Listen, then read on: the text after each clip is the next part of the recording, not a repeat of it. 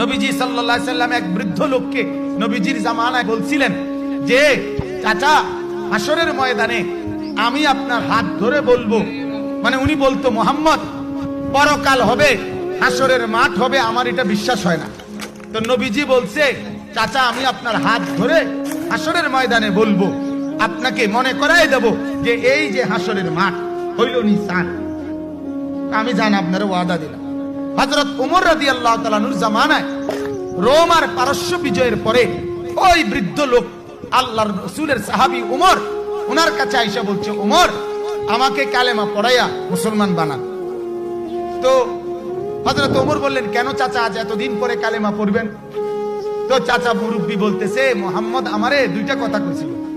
একটা আমি দুইটা প্রশ্নই করছিলাম মুহাম্মদ রে, বলছিলাম রোম আর পারস্য মুসলমানরা বিজয় করতে পারবে না, কারণ যারা ভাত খাইতো ভাত খায় না, তারা কেমনে রোম আর পারস্য বিজয় করবে?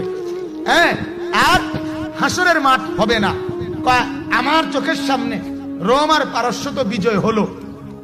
মুহাম্মদ বলছিল, নবীজি সাল্লাল্লাহু আলাইহি সাল্লাম এক বৃদ্ধ লোককে নবীজির জামানায় বলছিলেন যে চাচা হাসরের ময়দানে আমি আপনার হাত ধরে বলবো, মানে উনি বলতো মুহাম্মদ পরকাল হবে, হাসরের মাঠ হবে, আমার এটা বিশ্বাস হয় না।